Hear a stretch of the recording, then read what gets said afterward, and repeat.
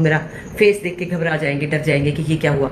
हुआ ये है कि मेरे चेहरे पर थे फ्रैकल्स, जैसे पिगमेंटेशन होती है ना, मुन्ने मुन्ने फ्रैकल्स थे। जैसे जैसे एज बढ़ती है ना, ये ज़्यादा हो जाते हैं हमारी फैमिली में। जो मेरी रेडिएशन हुई थी उसमें से भी, उसके बाद भी ये प्रॉब्लम हो जाता है, उससे भी हो जाते हैं। तो अब ये इतने ज़्यादा हो गए थे कि हर वक्त मुझे बेस लगानी पड़ती थी और मेरा फेस काफ़ी अजीब सा लगता था। तो मेरी डॉक्टर ने मशवरा दिया कि आप इसकी कॉटरी करा लें। कॉटरी होता है ये जहाँ जहाँ आपके वो ब्लैक होते हैं स्पॉट्स, इसको आप बर्न करा देते हैं तो आपका फेस नॉर्मल हो जाता है। डीप नहीं जाना होता, हल्का सा इसको बर्न करते हैं तो ये ठीक हो जाता है। ये बड़ी कॉमन चीज़ है। मेरे ख्याल में थोड़ी सी गलती ये हुई कि एक मास्क था, एक रैंडम मास्क मुझे किसी ने दिया था कि फेस पे लगा ले।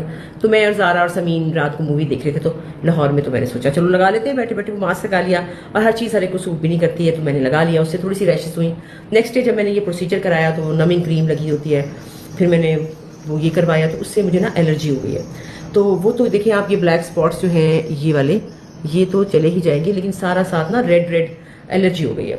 आसमा अब्बास कुछ दिनों से अपने यूट्यूब पर कोई वीडियो शेयर नहीं कर रही थी और अब उन्होंने इसकी वजह बता दिया। इसने शेयर किया है कि इसके चेहरे पर बहुत ज़्यादा झुर्रियाँ हैं। ये ख़ानदानी खसलत है और उम्र के साथ इनमें इजाफा होता है।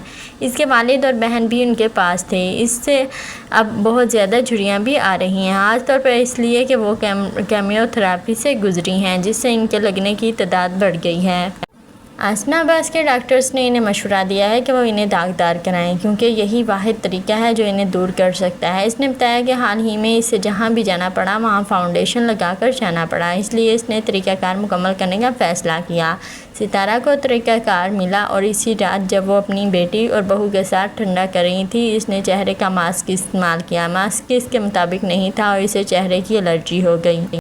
आसमा अब्बास के चेहरे पर अब दर्दनाक सुर्ख दाने हैं और वे इसे बेहतर करने के लिए दवाएं ले रही हैं। डॉक्टर्स ने इसे कहा है कि इस वक्त दें और एलर्जी की दवा लेते रहें और कुछ ही देर में ये मामूल पर आ जाएंगी। आसमा अब्बास पाकिस्तान की सबसे ज़्यादा पसंद की जाने वाली सीनियर अदाकारों में से एक हैं। वो एक शोबिज़ घराने से ताल्लुक़ रखती हैं जिसकी 3 नस्लें फ़न और तफरीह के लिए काम कर रही हैं। उन्होंने अपनी शादी के बाद अदाकारी से वक्फा लिया और कुछ अरसे के बाद दोबारा ज्वाइन कर लिया। वो एक बार फिर रांझा रांझा कर दी और चौधरी एंड सन्स जैसे ड्रामा नाज़रीन को अपनी गिरफ्त में लेने में कामयाब हुई।